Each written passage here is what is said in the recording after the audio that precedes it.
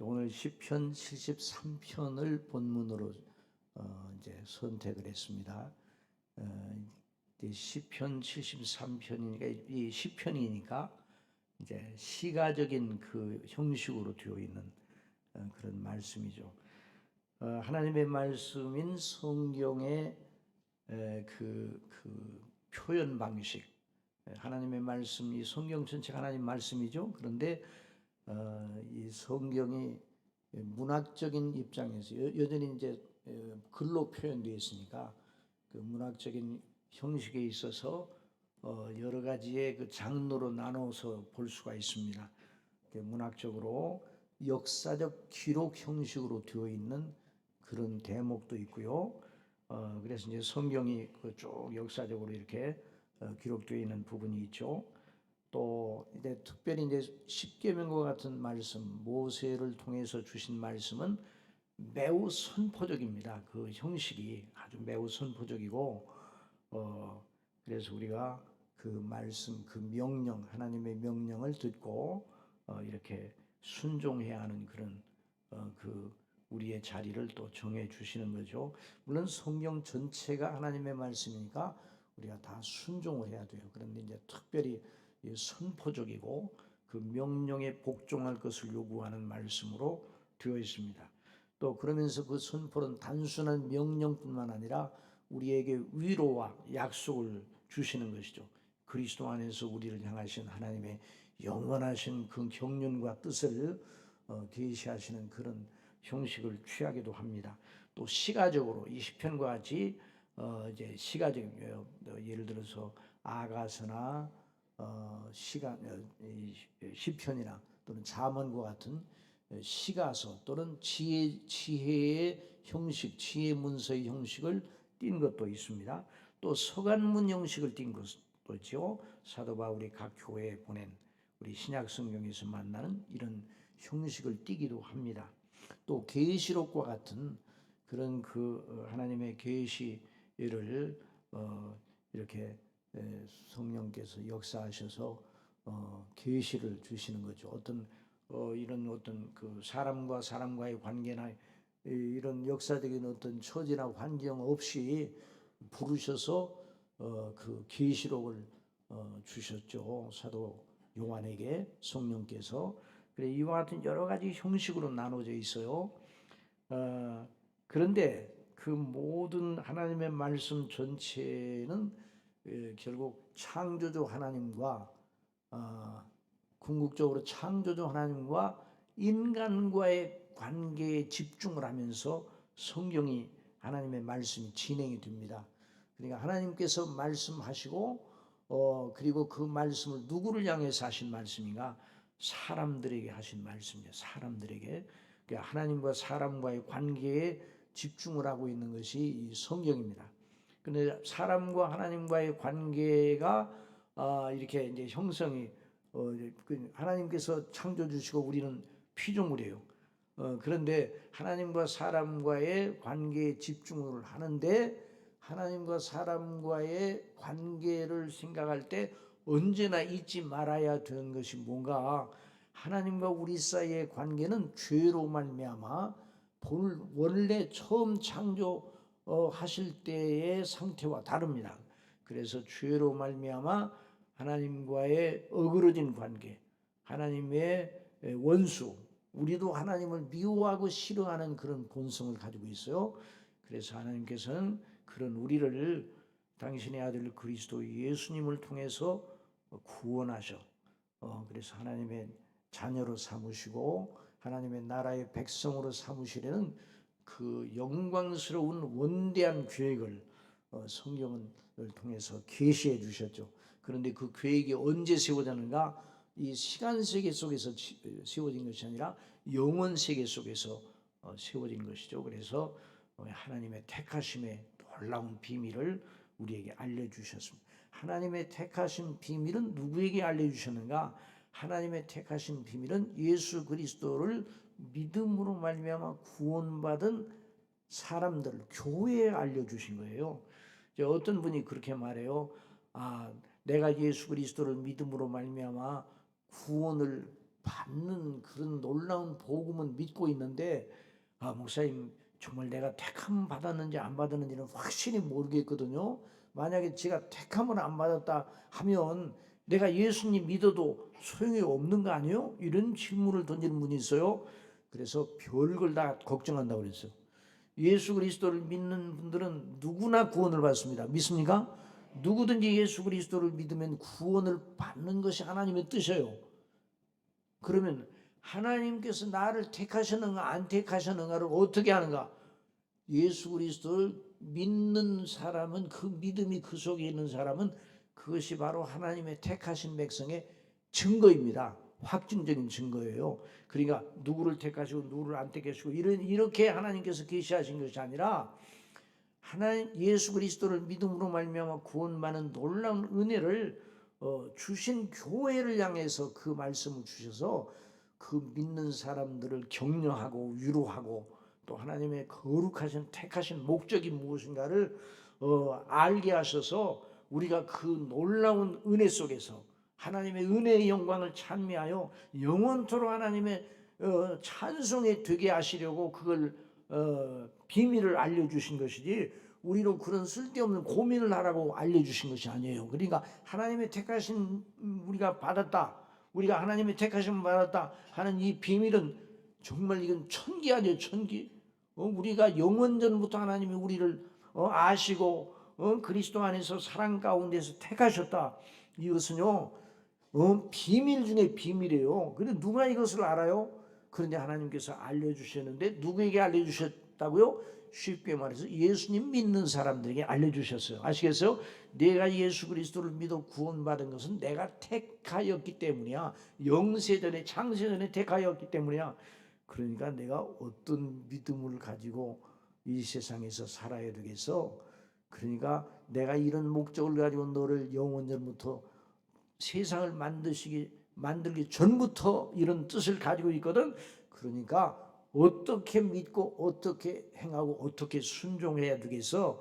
이런 식으로 우리에게 택한 백성이라는 사실을 알려주신 거예요.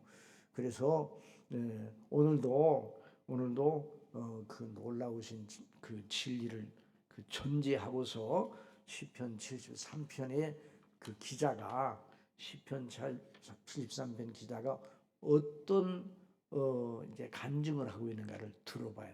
그러니까 이제 성경은 어떤 이제 간증 형식의 내용도 있어요. 그런데 이제 성경에 나오는 간증 형식은 항상 여전히 하나님의 말씀, 그 속에 하나님의 말씀, 그 간증을 통해서 하나님 말씀하시는 거죠, 우리에게. 그러니까 공적인 계시의 본질을 가지고 있어요. 근데 이제 흔히 어떤 사람들이 자기에게 주신 하나님의 은혜를 간증하는 걸 들을 때 어떤 생각을 가질 수가 있는 거 아니? 저 사람이 처해 있는 입장에서 하나님이 그런 은혜를 주셨다 그러면 그 사람의 입장으로 들어가 가지고, 그 사람의 특수성으로 들어가 가지고 그 사람에게만 해당되고 그 사람에게만 적용이 되는 그런 그 은혜를, 특수한 어떤 분야의 은혜만을 생각하여서 착각에 빠질 수도 있어요. 나는 왜 저 사람 같은 은혜를 안 주시지? 그래서 그 힘을 얻는 경우도 있지만, 어떤 경우에는 남의 간증을 들음으로 힘을 잃어버리는 그런 경우도 있어요.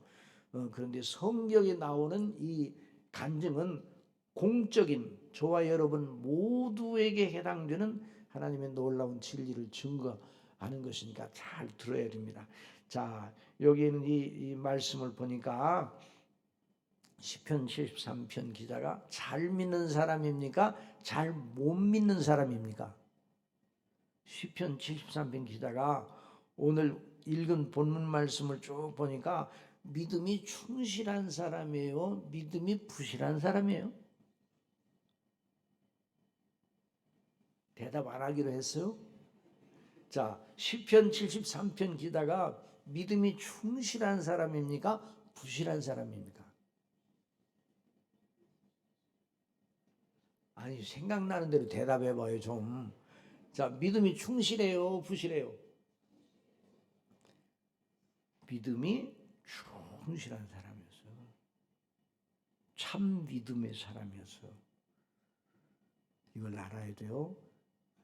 이 사람의 믿음이 아주 시원찮고 부실해서 이런 시험을 만났는가 생각하면 안 돼요. 이 시편 73편 기자는 믿음이 충실한 사람이었어요. 정말 믿음을 가지고 오늘 이제 구약 시대니까 이제 지금으로부터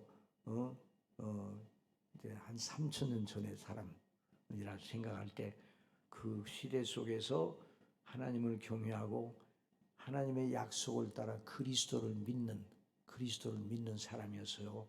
그래서 이 사람은 구원을 받았어요. 구원을 받으려고 하고 있어요. 구원을 받았어요. 여러분, 우리가 언제 구원을 받습니까? 예수님을 믿는 즉시 구원을 받습니까? 아니면 예수님을 믿고 학습과 세례를 거쳐서 구원을 받습니까? 예수님을 믿는 즉시 구원을 받는 거예요. 예수 그리스도를 구주로 영접할 때 우리가 다 알고 있듯이 여러분 목사님 통해서 말씀 들은 대로 예수 그리스도를 구주로 영접하는 그 즉시로 죄 사함을 받고 의롭다 하심을 받고 영생을 얻고 하나님의 자녀가 되고 생명책에 이름이 올라가는 일이 한꺼번에 단번에 끝나는 거예요. 여러분 믿습니까?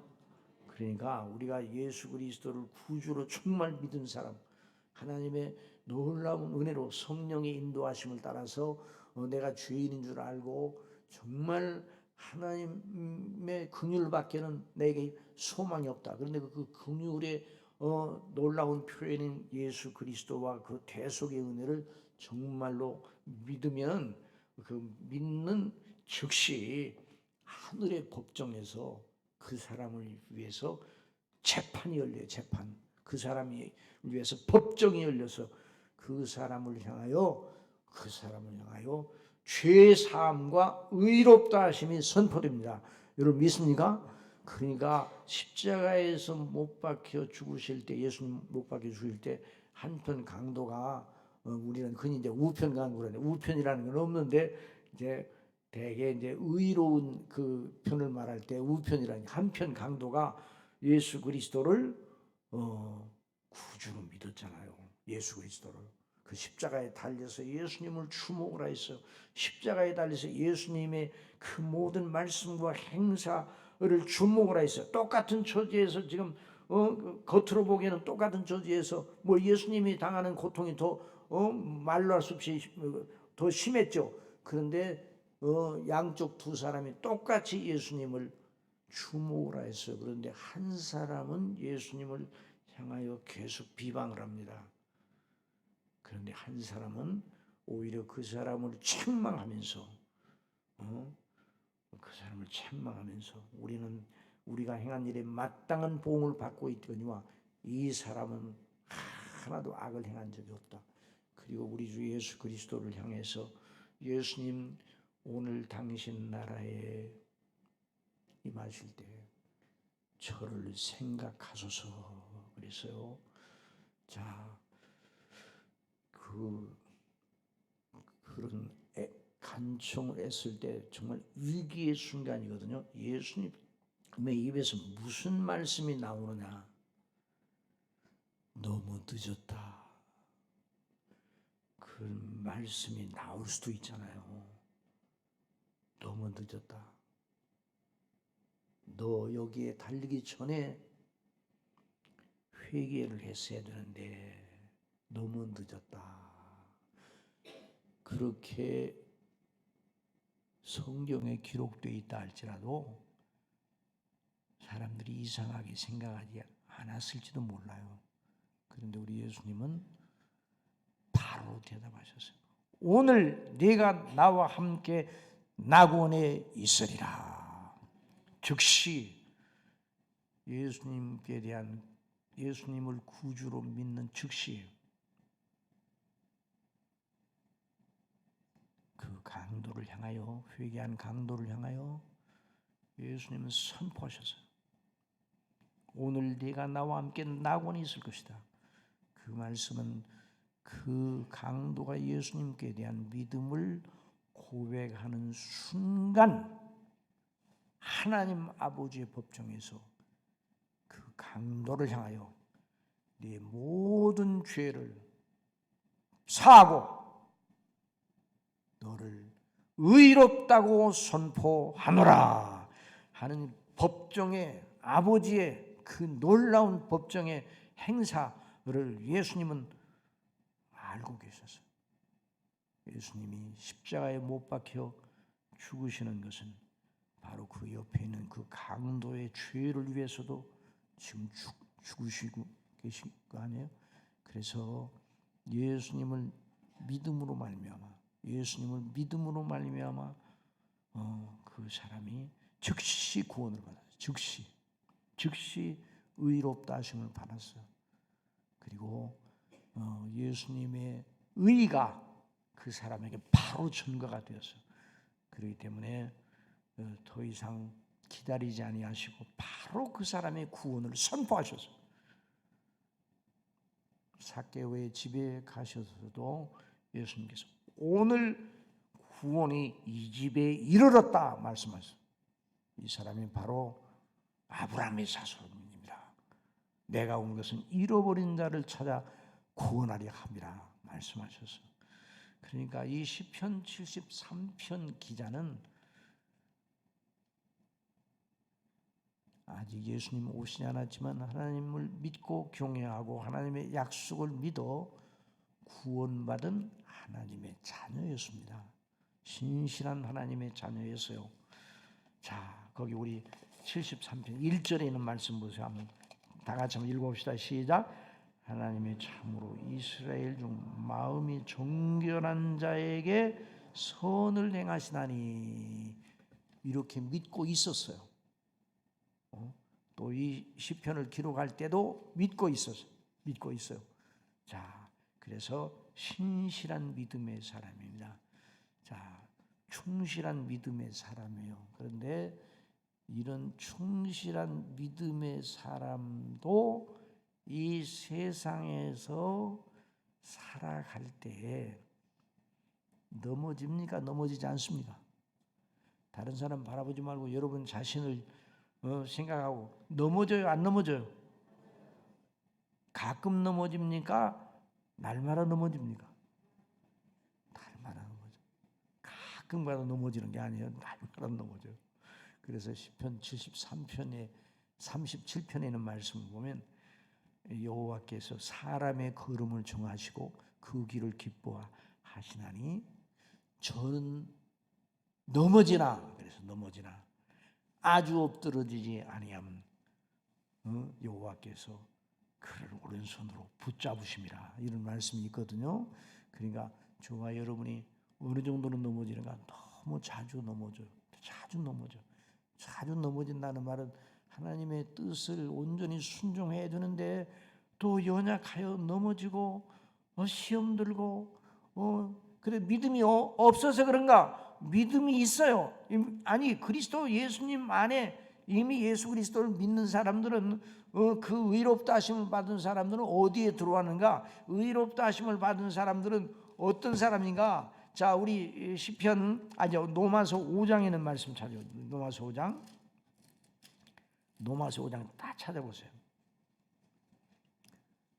자, 노마서 5장 1절로 3절 말씀까지 2절 말씀까지 다 같이 한번 읽어봅시다. 노마서 5장 1절 2절 다 찾으셨어요? 자, 다 같이 시작. 그러므로 우리가 믿음으로 의롭다 하심을 받았으니 우리 주 예수 그리스도로 말미암아 하나님과 화평을 누리다. 또한 그로 말미암아 우리가 믿음으로 서 있는 이 은혜에 들어감을 얻었으며 하나님의 영광을 바라고 즐거워하느니라. 자, 여기서 예수 그리스도를 구주로 믿는 저와 여러분에게 확정된 사실이에요. 아주 영원히 확정된 사실이 있어요. 뭔가 첫째 한번 따라하세요. 하나님과의 평화, 하나님과 화목을 이루게 돼서 영원히. 여러분 우리가 의롭다 하심을 받은 이 하나님께로부터 이런 선고를 받은 효력이 단번에 완성이 되고 영원합니다. 효력이 영원해요. 자, 그런데 우리가 죄를 짓고 넘어지게 되면 이 효력이 없어집니까? 그대로 있습니까? 예수 그리스도를 믿음으로 말미암아 그 예수님의 속죄의 피와 그 의를 전가받아서 하나님께서 우리를 의롭다고 선포하셨어요. 이미 우리를 의롭다고 선포하신 내용은 뭔가니 내가 한 번도 죄를 짓지 아니한 사람처럼, 또 다른 말로 하면 내가 너에게 율법을 통해서 계명을 통해서 요구하는 모든 요구를 다 이룬 것처럼 선고한다 이 말씀이에요. 놀랍지 않아요? 놀라워요, 안 놀라워요? 그래서 우리 교회에서 이번 1월 달에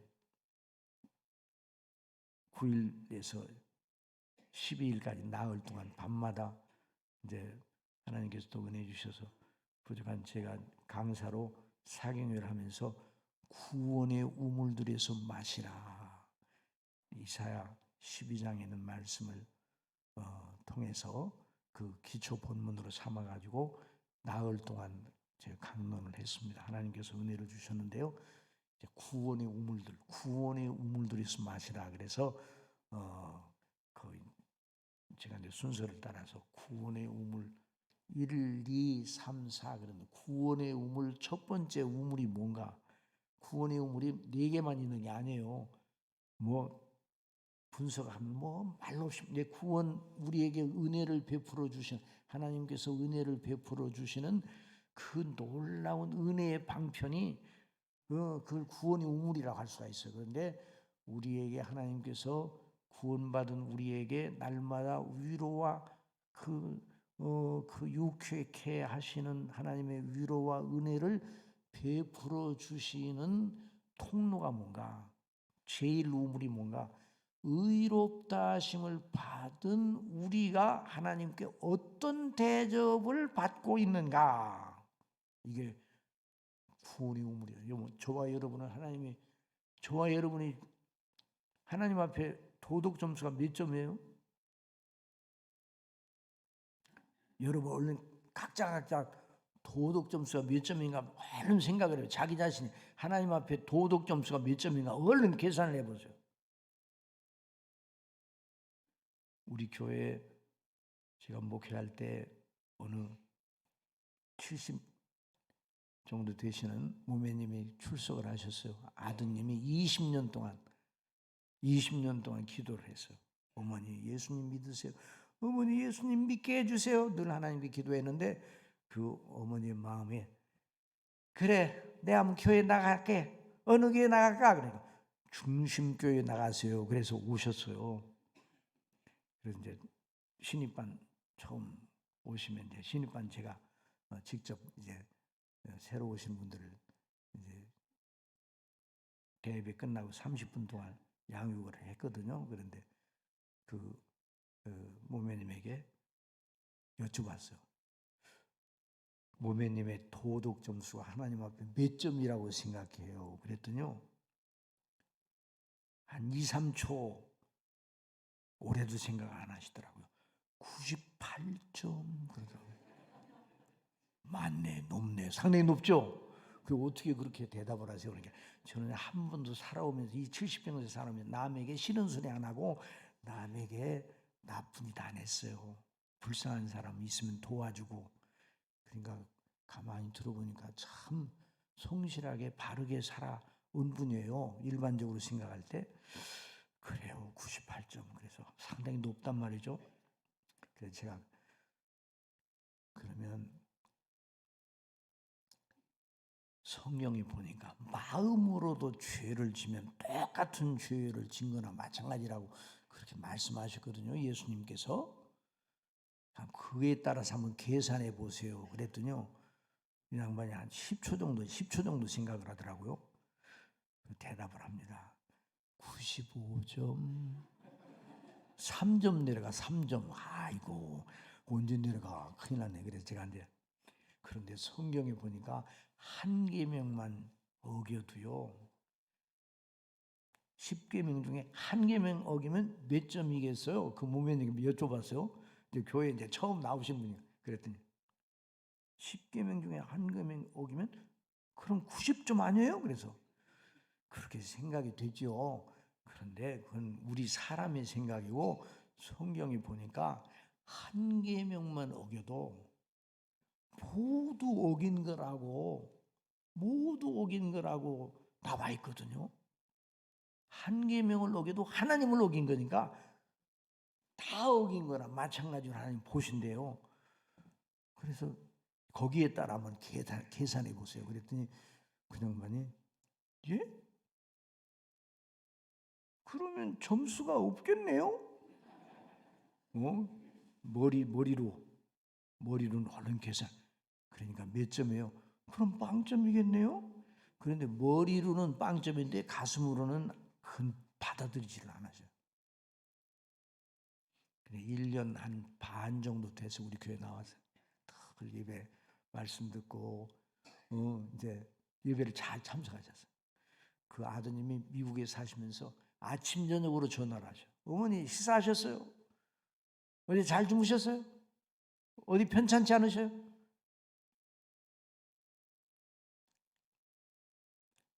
그런데 이제 예배를 마치고 식당에서 점심 식사를 하는데 저희 집 사람과 함께 점심 식사를 나누는데 그 양반이 뭐라 그런 거냐? 사모님 요즘 제가 좀 변했어요. 그래. 왜 변했어요? 그러니까 그 양반이 혼자 계시니까 하루 종일 우리나라는요 드라마 천국이라 우리나라는 24시간 드라마를 볼 수 있는 나라가 우리나라예요. 그러니까 이 텔레비를 아침부터 틀어놓고 그냥 저녁까지 계속 텔레비를 보면서 이제 시간 있으면 그랬는데 요즘 제가 좀 변했어요. 왜 변했어요? 텔레비도 재미없어요. 그리고요, 근데 한 가지요, 우리 예수님이 십자가에 못 박혀 죽으셨다가 3일 만에 살아나셨다고 늘 목사님 말씀하시는데요. 그 말씀을 생각하는데 내 마음이 왜 이렇게 저려오죠? 드라마도 재미가 없어요. 나를 위해서 예수님이 죽으셨다고 생각하니까 내 마음이 저려와요. 거듭났어. 성령께서 그 영혼을 거듭나.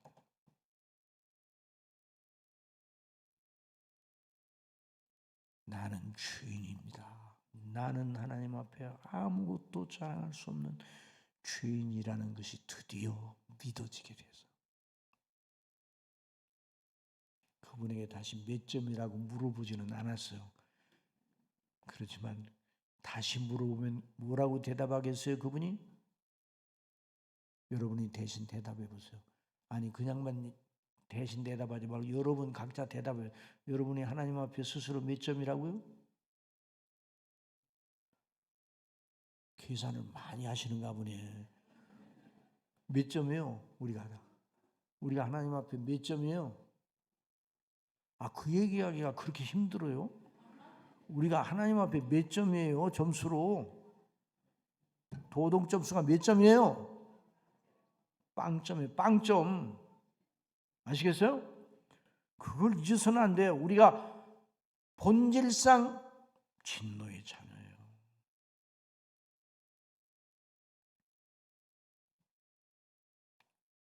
저와 여러분은요 아무것도 하나님 앞에 내보일 것이 없어요.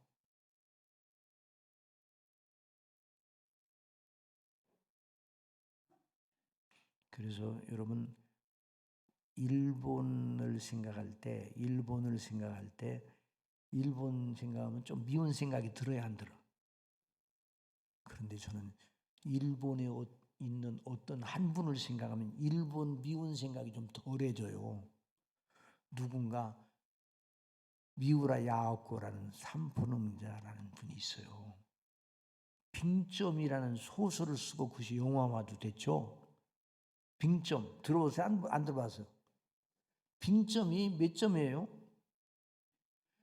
빙점이 무슨 빙자예요? 얼음 오는 빙자를 빙점이라고 그러는 거예요. 그게 몇 점이에요? 얼음에 몇 도에 얼어요? 얼음에 몇 도에, 섭씨 몇 도에 얼음이 얼어요? 0도에 얼어요. 0도. 그러니까 몇 점이라는 거예요? 빵점이라는 빵점. 모든 인생은 빵점이에요. 그 소설의 테마가 그거예요. 소설의 주인공들이 나오는데 그 소설에 여러 사람들이 나오는데 거기에 나오는 사람들 전부 다 한 사람 한 사람 따져보면 멋져 보이는데 뒤로 보면은 점수가 다 깎여. 결국 몇 점이에요? 모든 인생은 0점이라는 거예요. 빙점이라는 거예요. 1967년에 요미우리 신문에 소설 당선되는데 그때 1,000만 원이니까 얼마 엄청나지. 67년도에 1,000만 원이니까 당선자 엄청나지. 그분이 신실한 그리스도인이에요. 저와 여러분 몇 점이라고요? 빵점이요. 그래서 서점에 가서 삼포농자라고 나오기도 하고 미우라 야헛거라고 나오는 그 소설이 있으면 사보시고, 그분이 수필을 썼어요. 신앙 간증을 많이 했어요. 그 미우라 야헛거 책이 있냐고 물어보면 그 책방에서만 무조건 사세요. 아시겠어요? 돈이 없으면 카드로 사세요. 그 책은요, 정말 신실한 그리스도인이에요. 일본에 그리스도인이 많지는 않지만 진짜 바른 그 그리스도인이에요. 그분을 생각할 때마다 일본이 덜 미워져요. 자, 저와 여러분은 몇 점이라고요? 그런데 하나님께서 그리스도의 것을 우리의 것으로 여겨주셔서 우리를 몇 점처럼 보아주신다고요? 몇 점처럼 보아주신다고요? 그리스도가 몇 점이에요? 그리스도가 몇 점이시냐고요? 그리스도께서 율법을 다 지키셨어요. 능동적으로 순종하셨어요. 이것도 능동적 순종을 안 믿으면 이단이라는 정말 그 말도 안 되는 이단 같은 사람이 있어. 율법을 우리 예수님이 이 땅에 오셔서 사람으로 나셔 율법 안에는 율법을 완전히 지키셨어요. 그래서 완전한 의의를 가지고 계신 그분이 우리를 대속주가 되셨어요. 그리고 예수님이 율법 지키신 걸 우리의 것으로 여겨주시니까 우리가 몇 점이라고요? 예수님이 몇 점이에요? 100점. 그런데 그 100을 누구의 것으로 여겨주셨다고요? 우리의 것으로. 예수님이 우리 걸 가지고 가셔서 십자가에 못 박혀 죽으셨어요. 하나님의 진노를 받으셨어요.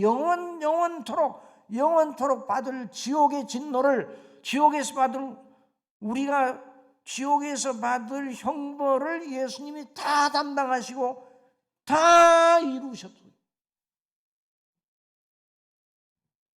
그래서 부활을 통해서, 십자가에서 다 이루셨다고 말씀하시고 부활을 통해서 선포하셨어요. 그 예수님의 의, 하나님의 의를 우리에게 전가시켜줘요. 전가. 따라서 전가. 여러분 목사님 통해서 배우죠. 전가는 뭐예요? 내 것이 아닌데 내 것으로 여겨주는 게 전가예요.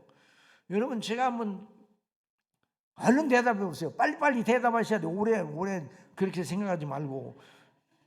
목사님하고 장로님 2분하고 권사님 3분하고 몇 분이에요? 그러면.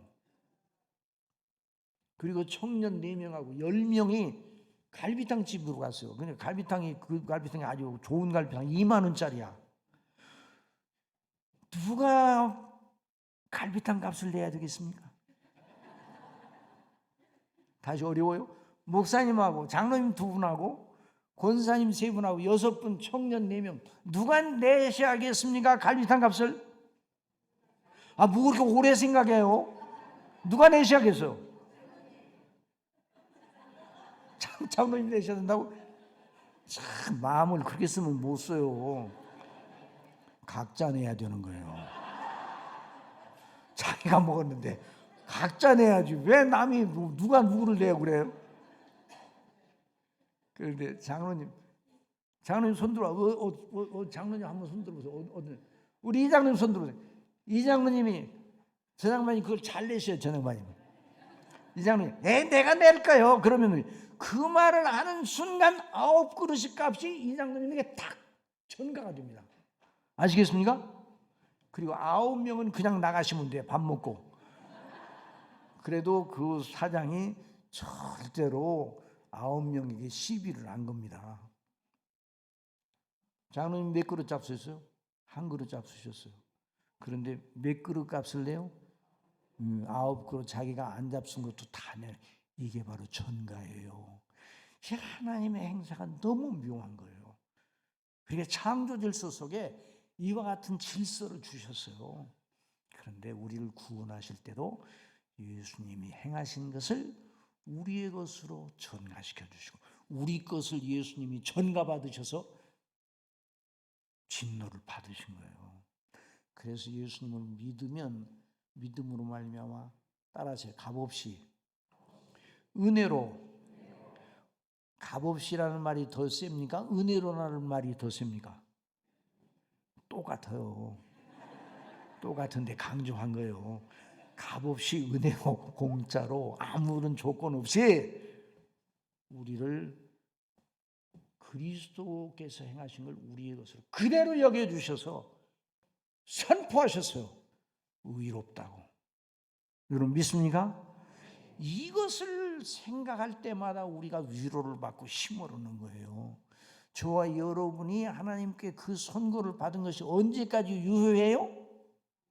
언제까지 유효해요? 죄를 안 질 때까지. 그렇게 하면 한 사람도 구원받지 못해요. 연약하고 넘어져도. 또 이러니까 이제 어떤 사람, 그렇게 말하면, 목사님 그렇게 말하면 누가 착한 일 하려고 애쓰겠어요? 그런 걱정하지 마요. 그 은혜를 진짜로 알고 기뻐하는 사람, 감사하는 사람은요, 그 사람이 세상을 이기고 죄를 이기는 사람이지 걱정할 거 없어요. 하여튼 그래서 그 효력이 영원하다 말이에요. 저와 여러분을 하나님께서 구원하시는 방식을 보면 너무 묘해요. 우리를 연단시켜가지고 착한 사람 만들어가지고 굉장하게 근사하게 만드셔가지고 자녀로 삼으시는 게 아니라 예수 그리스도를 믿음으로 말미암아 의롭다 하시되 처음에 예수님 믿는 즉시 우리를 자녀로 삼으시는, 자녀로 삼으신 다음에 연단이 하고 이제 훈련하시는 거죠. 그래서 하나님과 우리와의 관계, 화목 관계는 영원히 확정된 겁니다. 여러분 믿습니까? 확정돼서 이건 부서지지 않아요.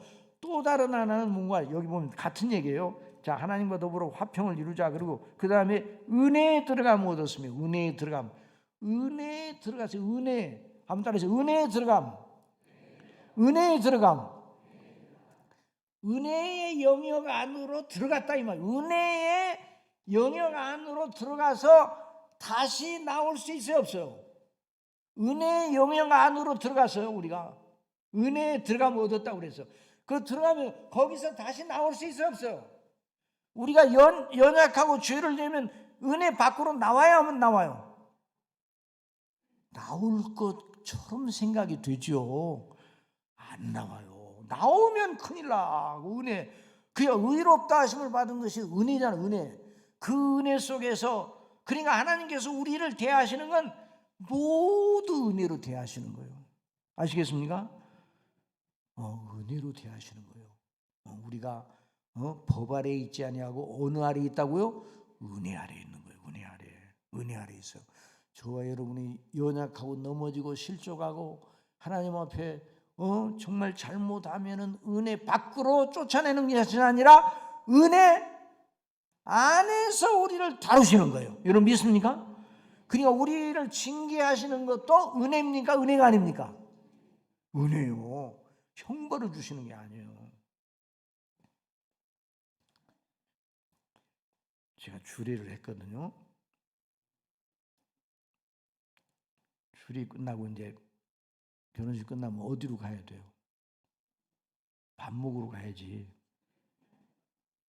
피로인장으로 갔어요. 갔더니 청년이 딱 서 있어요.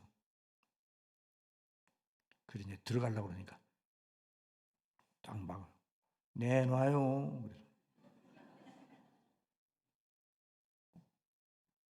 그러니까 우리 권사님들이 오늘 줄에 서셨어. 줄에 그냥 줄에 서셨어. 그 청년이요 제 얼굴도 안 바라보고 권사님들 얼굴도 안 바라보고 내놔요. 그러니까 아이고 오늘 줄에 서셨는데 줄에 서신 양반 이거 식사 하시는 건요 당연한 거 아니요? 그냥 아이고 청년 그냥 그래. 그러니까 그 청년이요 내놔요. 야, 내 그 청년 보고 내 은혜를 받았어. 야, 똘똘한 청년이요. 뭘 내놓으라는 거예요? 뭐 내놓으라고 하는 거예요? 식권 내놓으라는 게 식권. 그 어렵게 생각하지 말고 식권 내놓으라는 거예요. 식권. 거기 들어가서 밥을 먹으려면 뭐가 있어야 돼요? 식권은 뭐예요? 그 밥값을 주인이 다 혼주가 지불한 거 아니에요. 그 식권을 달라는 거예요. 식권 없는 사람은 들어갈 수 있어요, 없어요? 그 청년 아주 똑똑한 청년이에요. 그래서 권사님이 한 분이 얼른 뛰어가가지고 식권을 가져왔어요. 제 식권을. 권사님들은 다 가지고는 저만 없었어요. 그러니까 그 청년이 식권을 보더니 제 얼굴 전혀 안 바라보고 들어갔어요. 야, 그러니까 내가 그걸 보면 내 은혜를 받은 게 왜 은혜를 받는 거 아니? 그렇구나. 이 식당 안에 들어가서 식사할 권한을 돈 주고 샀잖아요. 그렇죠? 그러니까 그 식권이 있는 사람은 누릴 수 있어. 마찬가지로 우리가 예수님께서 우리를 위하여 지불하셨잖아요. 한번 따라서 속전이라는 거예요. 우리의 죄를 속하는 돈을 속전이라고 그랬어요. 옛날 노예를 해방시킬 때 내는 또 벌을 받았을 때 남이 대신해서 벌금을 내면 속전이 되는 거예요. 그러니까 예수님이 우리를 위해 속량하셨잖아요. 그 값을 지불했잖아요. 그러니까 우리가 그 안에 들어가 은혜 안에 있는 거예요. 은혜 안에. 그러니까 교회는요 어느 안에 있다고요? 은혜 안에 있는 거예요. 광성교회는 주님의 은혜 안에 있음을 믿으시기 바랍니다. 그러니까 교회가 영광스러워. 그리고 또 하나 확정된 영광이 따라서 하나님의 영광을 바라고 즐거워하느니라. 저와 여러분은 예수 그리스도를 믿는 저와 여러분은 어떤 일이 있더라도 반드시 필연적으로 궁극적으로 하나님의 영광 안에 들어가 그리스도의 형상을 본받게 될 겁니다. 여러분 믿습니까? 이건 확정된 사실, 확정된 일이에요. 그러니까 이것이 바로 우리의 위로야. 우리가 이 땅에 있는 사람들의 위로야. 예수 그리스도를 믿음으로 말미암아 구원받는 이렇게 커요. 그러니까 저와 여러분이 길 가다 넘어져도 은혜의 땅에서 넘어지는 거예요. 여러분 믿습니까? 그래서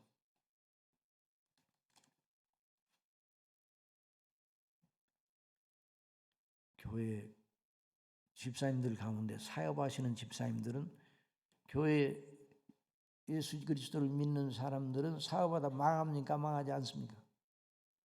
절대 안 망합니까? 망할 수도 있습니다.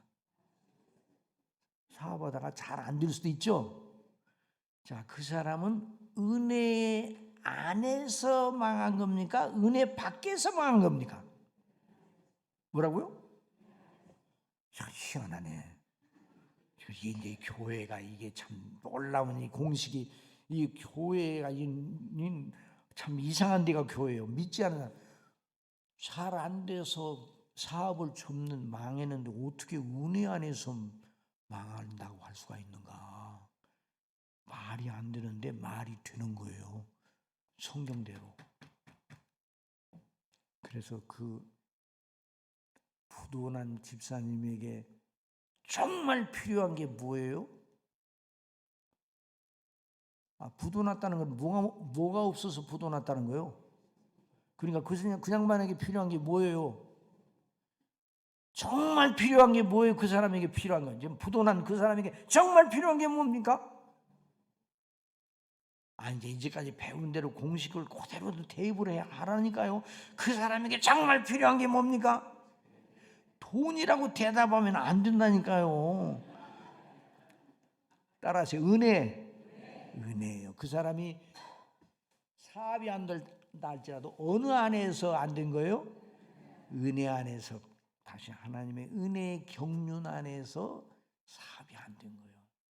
그래, 그 사람 찾아갈 때 목사님, 장로님들이 신방 간다고 그러면 그 사람에게 물론 뭐 위로하는 입장에서 교회에서 좀 성의 표시는 할 수는 있어요. 그렇긴 하지만 돈 보따리를 가지고 갈 수 있는 게 아니잖아요. 그 양반에 가서 목사님 뭐라고 하시겠어요? 여러분이 목사님 같으면 뭐라고 하시겠어요? 무슨 설교를 하시더라도 하나님을 경외하세요. 하나님께 기도하세요. 하나님의 은혜를 늘 바라시고 그리스도께 집중하세요. 이런 설교하지 않을까요? 그리스도께 집중하세요. 저는 아무것도 못해요. 아무것도 없어요. 빈털터리가 됐어요. 그런데 여전히 그는 빈털터리나 여전히 충만하시고 완전하시고 전능하신 하나님 아버지가 계시고 그리스도가 계신 성령께서 그 속에 계시니까 그리스도께 집중하세요. 그러면 그 부도를 당함으로 그리스도께 집중하는 그 일을 통해 사업은 망했는데 은혜가 넘치게 되는 그 사람 심령 속에. 그래서 나중에 이렇게 고백할 때가 오게 돼요. 내가 고난당한 것이 내게 유익이라. 내가 고난을 당함으로 주의 윤리를 깨닫게 되었나이다. 주의 법이 내게는 천천 금은보다 더하니라. 이게 은혜 아니에요? 이런 고백을 할 날을 반드시 그분에게 하나님께서 허락하실 것입니다. 그러니까 우리 믿는 사람들은 우리 사람이 보기에 좋은 일을 만나든지 어떤 일을 만나든지 하나님의 은혜 가운데 하나님이 기뻐하시는 사람으로 서게 하시는, 그래서 하나님의 영광을 바라고 즐거워하느니라 그랬어요. 아이고, 이거 큰일 났네. 시편 73편 언제야? 그러나 진도는 제게 맡기세요. 시편 73편이 이런 믿음을 가지고 있었어요. 응? 그런데 그러니까 그런 믿음을 가지고 있으니까 내 차 하늘나라 갈 때까지 한 번도 시험 안 보고 고속도로 달리듯이 달려가야 마땅하죠. 그런데 마땅한데 그 사람이나 저나 여러분이나 마찬가지로 많은 시험의 바람과 세상에 말로 할 수 없는 그 굴곡과 이런 걸 가다 보면 시험을 만나. 어떤 시험을 만났는가?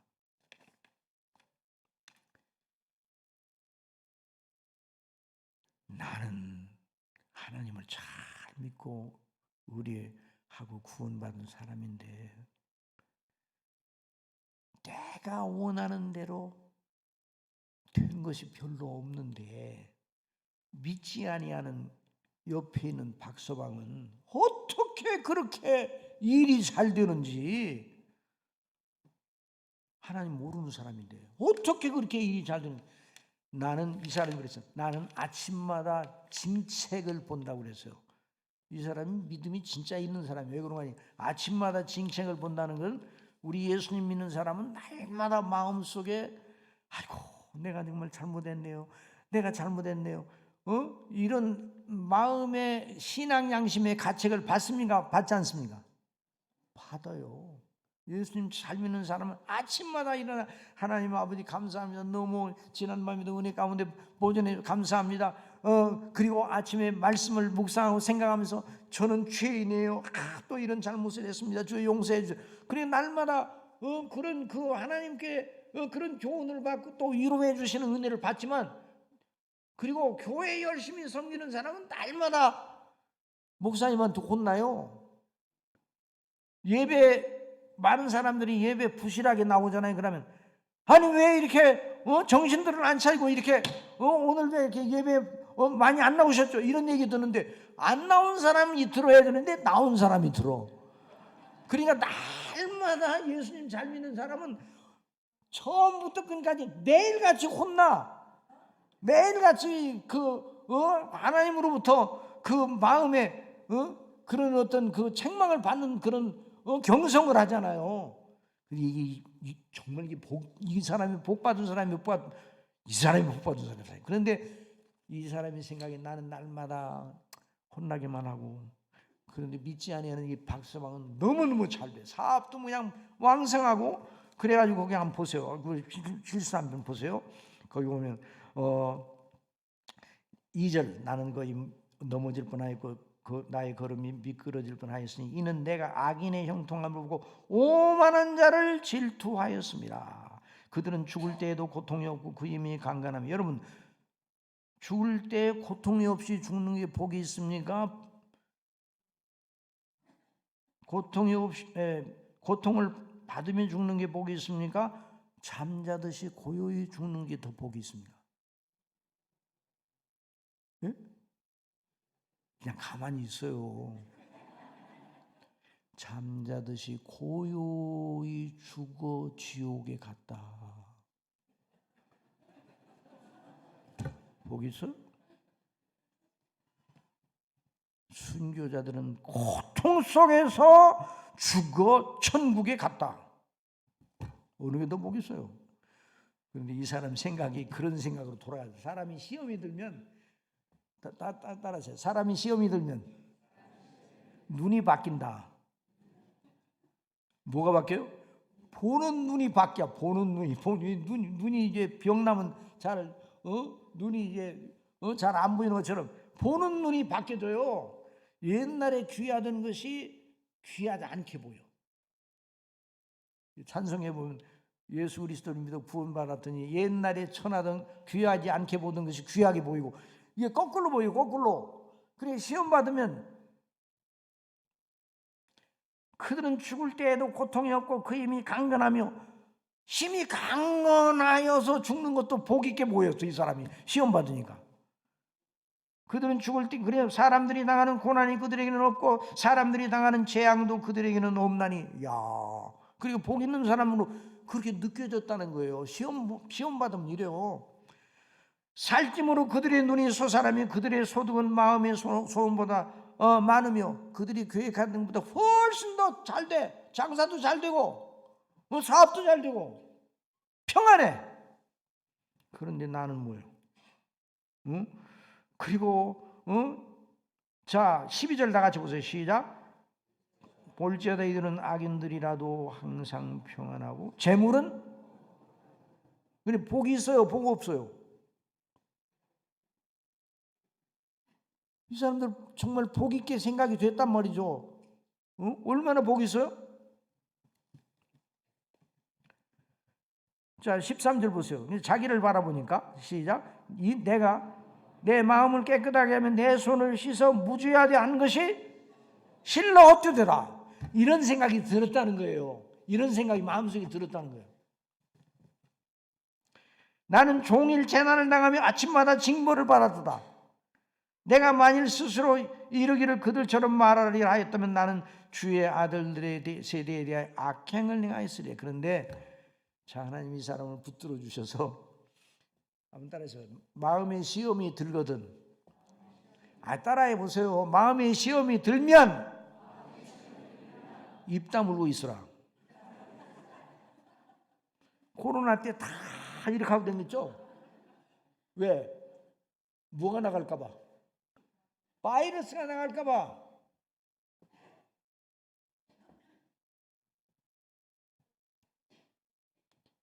시험에 든 사람이 입을 벌리면 남에게도 시험을 전염시켜. 교회는요. 따라하세요. 교회는 입만 조심하면 평안하다. 목사님 그렇다고 생각해. 그렇지 않다고 생각해. 입만 조심하면 교회는 평안해요. 그냥 이렇게 또 요즘 카톡 아이고 참말로 이 양반이 입을 딱 다물고 마음에 속으로는 그런 생각. 자기 자녀들에게도 얘기 안 하고 부인에게도 얘기 안 하고 친구에게도 얘기 안 했어요. 속으로. 그러다가 16절 다 같이 보세요. 시작.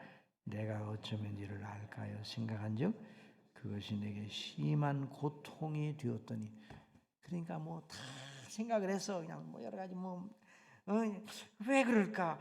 예수님 잘 믿고 하나님 잘 믿는 나는 이렇게 날마다 어렵고 힘들고 예수 있으면 사는 것이 아니고 버거운데 믿지 않으면 이 사람이 이렇게 잘 되는데 이게 뭐야? 그러면 예수님 믿는 게 이게 그 복이 된다 알 수 있나?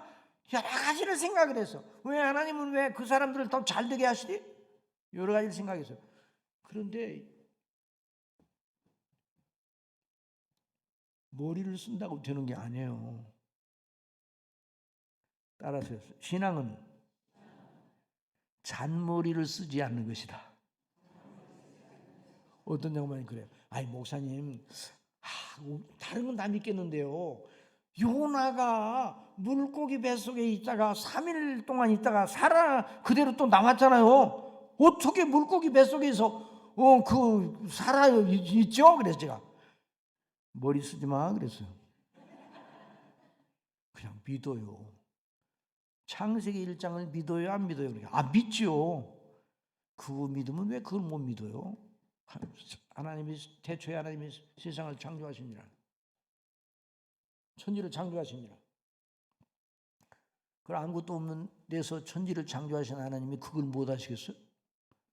그냥 하나님을 믿음으로 받아들여요. 그럼 되지 왜 머리를 써요? 그 머리를 쓰지 마. 또 어떤 양반이 그래. 목사님 그런데 그 예수님이 물 위로 걸어가셨잖아요. 그렇지. 그런데 어떻게 걸어가셨을까요? 한 말 빠지려고 하면 또 어떻게 하셨을까요? 머리 쓰지 마. 그런 머리 쓴다고 되는 게 아니에요. 그냥 믿어요. 예수님이 하나님의 아들이시니까 하나님이시니까 창조자시니까 창조의 근본이시니까 그걸 못 하시겠어요? 하시고자 하시면 그렇게 믿으면 그 물 위로 걸어가신 그것을 생각할 때 얼마나 믿음의 힘을 얻어요. 그런데 왜 머리를 써? 근데 이 사람도 머리를 써가지고 이 문제를 해결하려고 안 돼요. 어떻게 해야 되겠어요? 17절 다 같이 보세요. 자, 시작.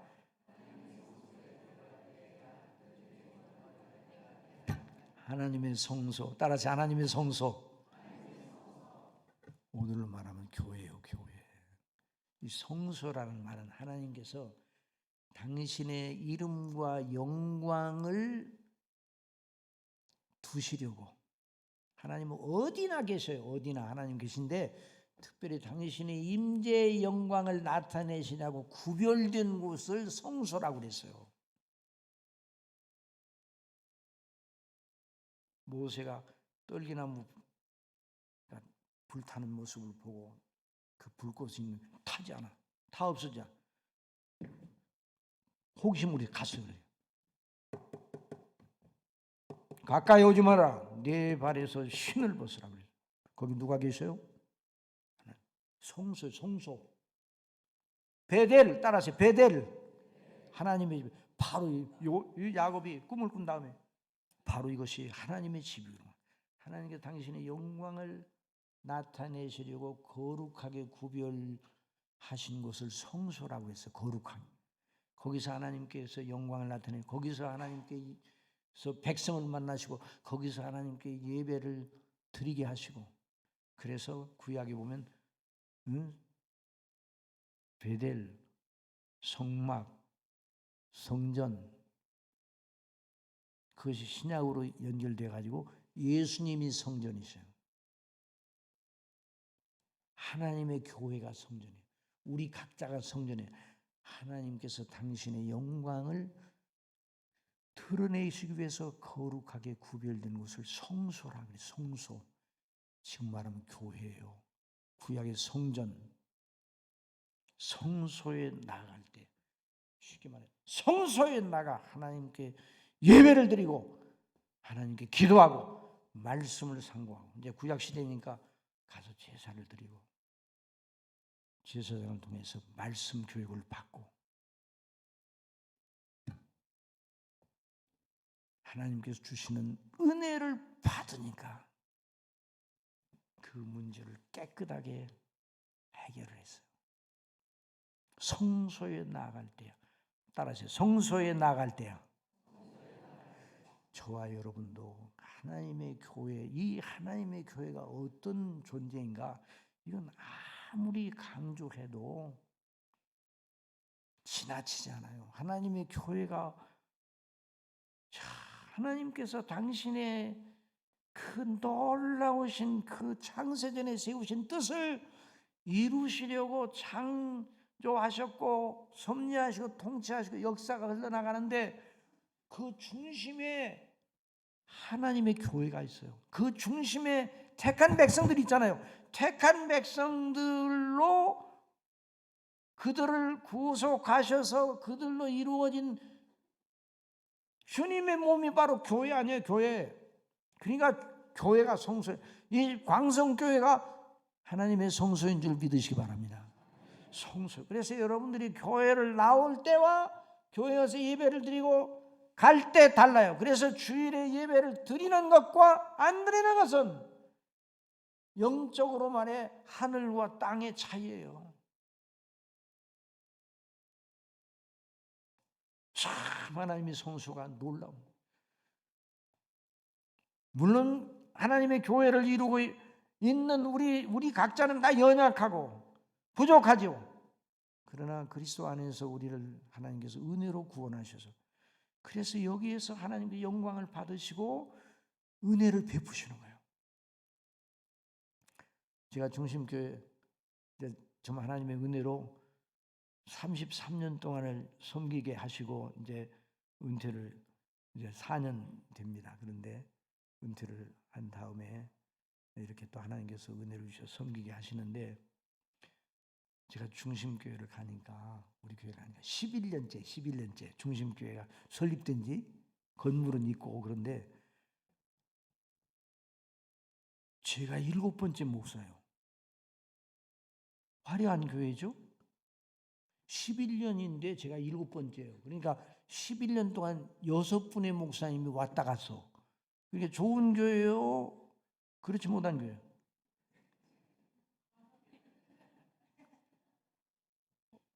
어떤 분은 저한테 그 얘기했더니 화려한 교회라고 그러더라고요.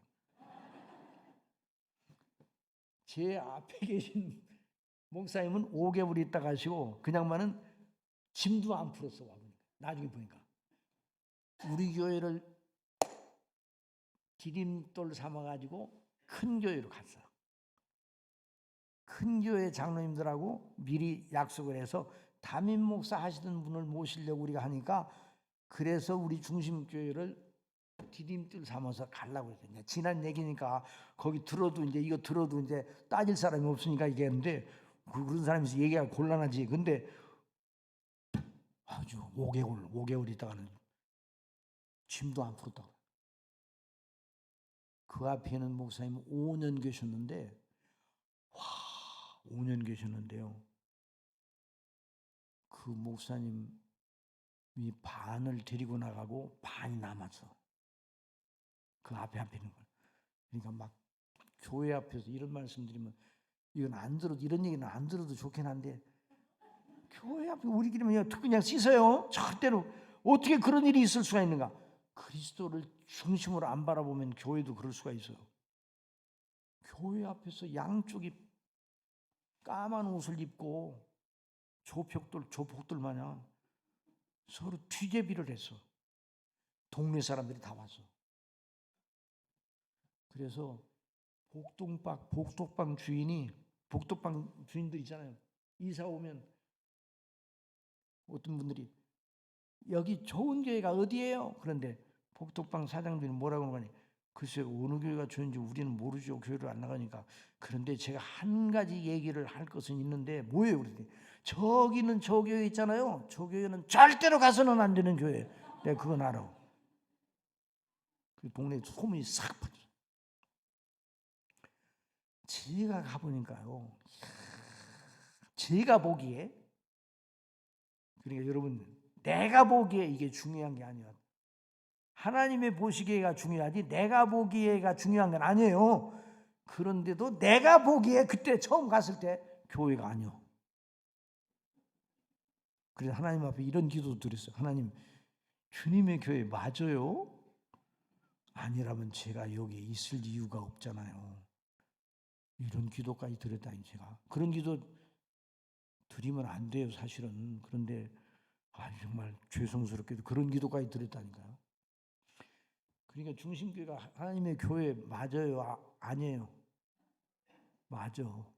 그래도 거기에 예수 그리스도를 믿고 구원을 받은 사람이 있으면 다 그렇게 홍역을 치렀는데도 이혼이 가니까 거기에 그래도 그거 생각 안 하고 그거 본 적이 없다는 식으로 교회를 섬기는 분들이 있더라고요. 참 하나님의 놀라운 역사요. 그래서 하나님께서 놀라운 은혜를 주셔가지고 저는 가서 한 도망치려고 부진 애를 썼어요.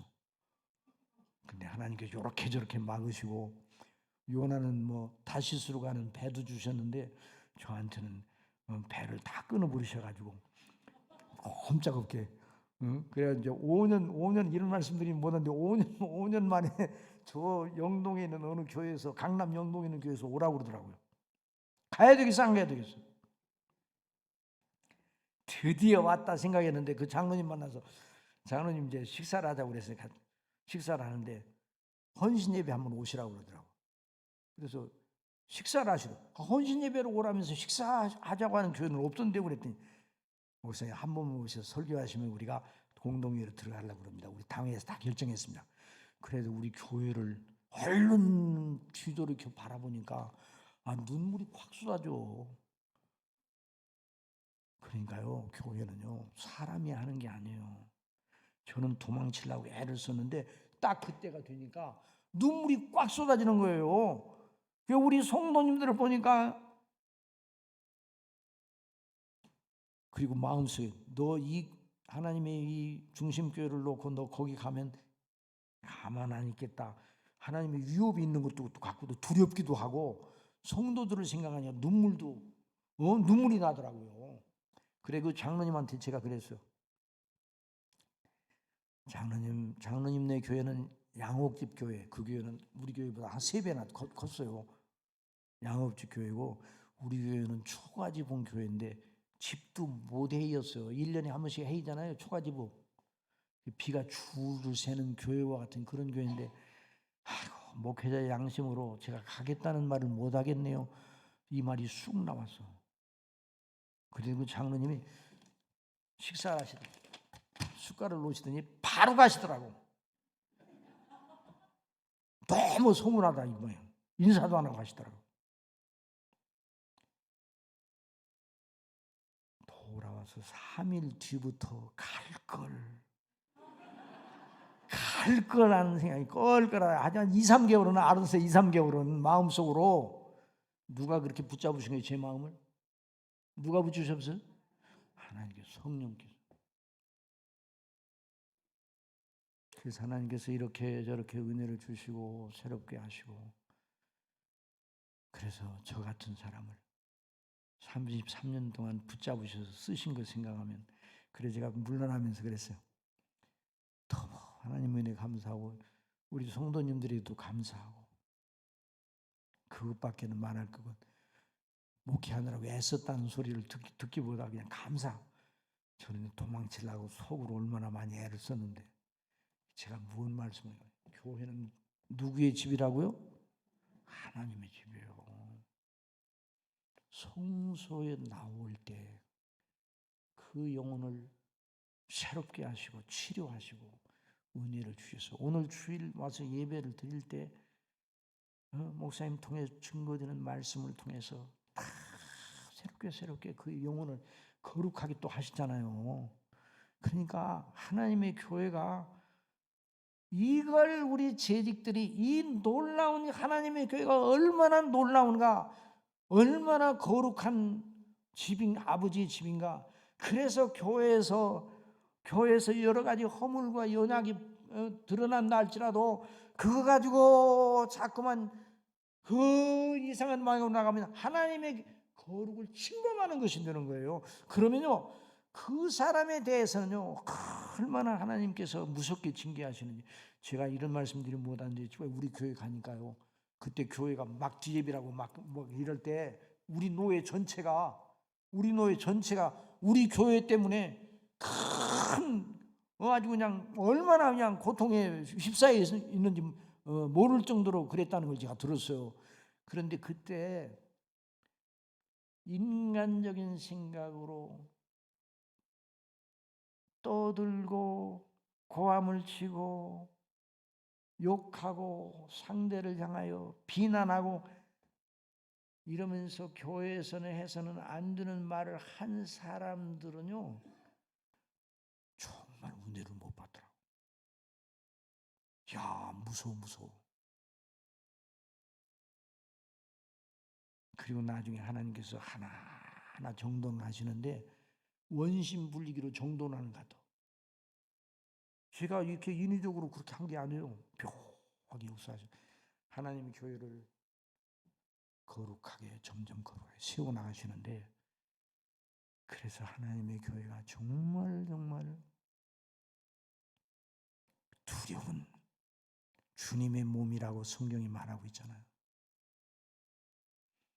재직들이 이걸 알고 하나님의 교회를 귀하게 알고 또 하나님의 교회에 세우신 질서가 있잖아요. 응? 하나님의 세우신 질서도 사람이 만든 게 아니라 하나님이 만드신 거예요. 이걸 존중하면서 귀하게 여기면서 섬기면요, 그러면 되는 거예요.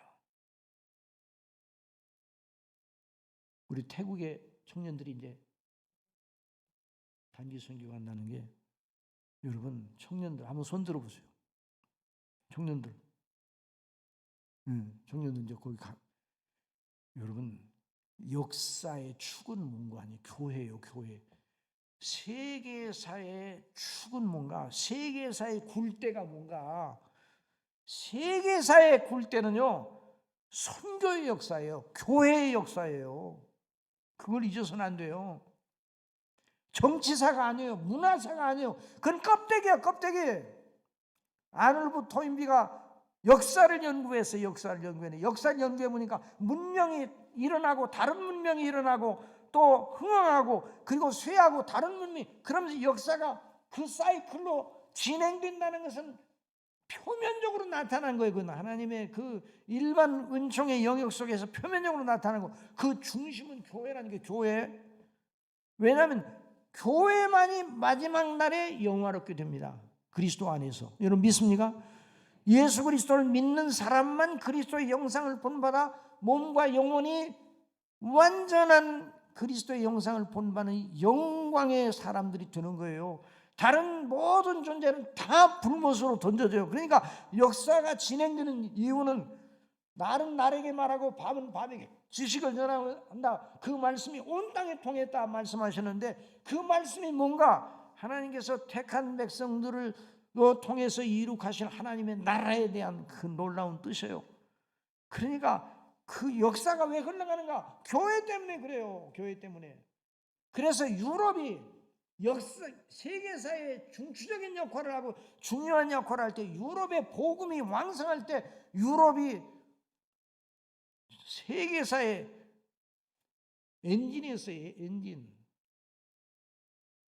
그런데 근대에 와서 어떤 일이 일어났어요? 종교개혁이 유럽에서 일어났잖아요. 그런데 그 종교개혁의 정신을 바르게, 교회를 정말 섬기는 걸 최고로 여기는 청교도들이 미국으로 건너가지. 미국으로. 그때 미국은요 1620년에 그러나 인디언들이 말 타고 다니면서 히히 하면서 그 미개한 땅이었어요. 그 넓은 땅을. 그러고 있는데 미국이 가가지고, 거기서 미국이 1620년에 120명이 가서 거기서부터 시작이 된 거예요. 그게 미국의 발상제가 플리머스네. 플리머스. 목사님 플리머스 가보셨어요? 그 플리머스 꼭 가보셔야 돼요. 2007년에 목사님들하고 그 미국에 21분 그 목사님 같이 이렇게 사모님도 같이 가는 기회가 있었는데 여행사에서 스케줄을 짰는데 보스턴 그 동부로 내려오는데 제가 그 가이드한테 물어봤어요. 플리머스가 돼 있냐, 플리머스가 짜 있냐니까 플리머스는 없다는 거예요. 왜 플리머스를 안 가자 그랬더니 플리머스를 가면 조금 돈이 든다는 거야. 돈을 내서라도 플리머스를 가야 된다. 그게 미국의 발상지다. 그랬더니 거기는 안 된다고 하고 부자의 집으로 우리를 인도하던 부자의 집, 부자로 살았던 사람들 집으로 가. 거기 가서 배운 건 큰 부자가 있었는데 죽었다. 이거밖에 못 배웠어. 그 부자가 누웠던 침대, 부자들이 뭐 연애하던 곳, 부자의 그 뜨락, 아주 뭐 대단한 큰 집, 그거 봐야 무슨 소용 있어? 뭐 안내다가 뭐 계속 얘기를 하다가 계속 해. 근데 얘기하면 뭐 들을 거 하나도 없어. 결국 살았다 죽었다 그 말이구만. 그러지 말고 플리머스를 가자 그랬더니 말 안 돼. 그래 나중에 이제 돌아가지고 여행사 사장님이 교회 다니시는 분이에요. 집사님, 사장님, 다음에 미국의 동부에 이런 스케줄이 있으면 반드시 플리머스를 넣어야 돼요. 그 청교도들이 거기 와가지고 그게 미국의 발상지니까 그랬더니 예 알겠습니다 그랬는데 거기 가게 되면 옛날에 청교도들이 처음 왔을 때 그 모습 그대로 그 민속촌 이렇게 한 것처럼 그때 그 의복도 입고 생활하는 것처럼 그렇게 생활하고 그 교회당이 있어. 교회당 제가 올라가 봤는데 교회당 강단이 얼마나 높은지 몰라. 이렇게 쳐다봐야 돼. 그렇게 하나님을 경외하는 사람들이 교회를 중심으로. 그래서 미국이 형성이 됐잖아요. 미국이 주도를 하잖아요. 미국이 선교를 주도하였고 근대사에 미국이 현대사에 있어서 미국이 주도적인 역할을 지금까지도 하나님께서 하시잖아요. 그러니까 저와 여러분이 알아야 되는 건 우리 한국이 5,000년 역사 동안에 어떻게 이런 나라가 됐어요. 지금은요. 전 세계의 어떤 주요한 일을 논의할 때 한국을 빼놓고 논의할 수가 없게 그렇게 만드셨어요. 우리가 그걸 생각할 때 너무 감사하죠. 어떻게 이렇게 되는가? 하나님께서 그렇게 높이셨네. 교회 때문에. 우리나라에 많은 선교사들이 전 세계에 흩어져서 선교를 하잖아요. 그러니까 얼마나 이게 놀라운 일이에요. 우리 대한민국에 어떻게 이런 일이 있어요? 5,000년 역사를 연구해봐요. 맨날 우상 연구해. 무슨 우상밖에는 안 섬기던 민족인데 어떻게 우리나라를 이렇게 세워주셨냐고요.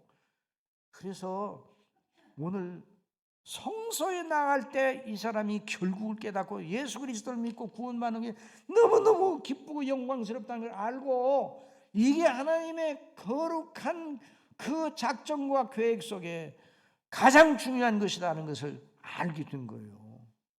그러니까 여러분들이 주님의 교회를 섬길 때 그냥 종교적으로 그냥 내가 그냥 복받기 위해서 이렇게 하지 말고 이 하나님의 말씀에 따라 정말 믿음으로 경외하면서 하나님의 이름과 그 나라와 그 뜻이 이루어진 걸 위해서 여전히 지금도 교회를 통해서 역사하고 계시다 하는 걸 생각하고 교회를 섬겨야 됩니다.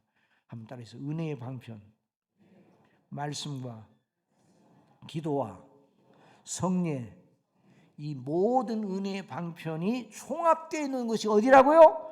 교회예요. 그 은혜의 방편이라는 건 뭐예요? 아까도 말한 구원의 우물이라고 그랬는데 하나님께서 은혜를 주시되 하나님이 지정하신 거룩한 경로를 통해서 은혜를 주시는 거예요. 그러니까 교회를 통해서 은혜를 주시는 거예요. 그러면서 교회밖에 그럼 여러분들에게 얼른 질문을 던질 테니까 빨리 대답하세요. 오래 생각하지 말고 교회밖에 구원이 있습니까 없습니까? 교회밖에는 구원이 있다 없다? 교회밖에는 구원이 없는 거예요. 은혜의 방편, 구원의 은혜의 방편이 교회에 있는 거예요. 교회. 그러니까 교회밖에는 구원이 없는 거예요. 그럼 어떤 사람 교회를 안 나가고 그러면 병석에 있다 돌아가시는 분은 그럼 구원 받지 못해. 그런 뜻이 아니에요. 예수 그리스도를 믿는 사람은 다 구원을 받는데 그 사람이 구원을 받게 되는 경로를 보면 그 사람에게 복음을 전하는 사람이 누구예요? 교회 다니는 사람이에요. 그 사람도 병석에 누워서 있다가 하늘나라 가시긴 했지만 여전히 교회의 일원으로 하나님의 교회에 속해 있는 사람이 되는 거예요. 그러니까 여러분, 우리 청년들이 이번에 가서 선교사님을 돕고 또 이렇게 함께 은혜도 받고 또 거기에 선교지에서 헌신을 하게 되고 그럴 때 이런 큰 생각을 가지고 가셔야 돼요. 하나님의 성소, 한번 따라해서 하나님의 성소, 하나님의 교회, 광성교회, 주님의 집, 아버지의 성소, 성령의 전. 그래서 이 귀한 교회를 받들어 섬길 때 하나님이 기뻐하시는 거예요. 하나님께서 그래서 교회를 잘 섬기는 하나님의 백성들의 그 후손이 그리스도 안에 견고히 있어서 예수님 오실 때까지 그 가정이 계대적인 그런 복을 받는 거예요. 이런 놀라운 역사가 넘칠 수 있도록 우리 귀한 그 교회에 은혜를 주시고 한번 따라해서요. 여러분의 목사님을 따라하세요. 목사님을 우리에게 보내주신 하나님께 감사합니다. 우리 장로님들을 세워주신 하나님 감사합니다. 우리 권사님들을 세워서 섬기게 해주신 하나님 감사합니다. 우리 집사님들 통해서 이렇게 교회를 섬기게 하신 주님의 은혜에 너무 감사합니다. 이런 믿음을 가지고 서로 그리스도 안에서 그리스도에게 집중하여 하나님 앞에 영광을 돌릴 때 이 교회를 통해서 택한 백성들을 보내시고 여기서 구원받게 하시고 양육받기 위해서 하나님의 나라가 확장되는 역사가 있게 될 겁니다. 이런 귀한 역사가 24년에도 넘치게 하실 줄 믿습니다.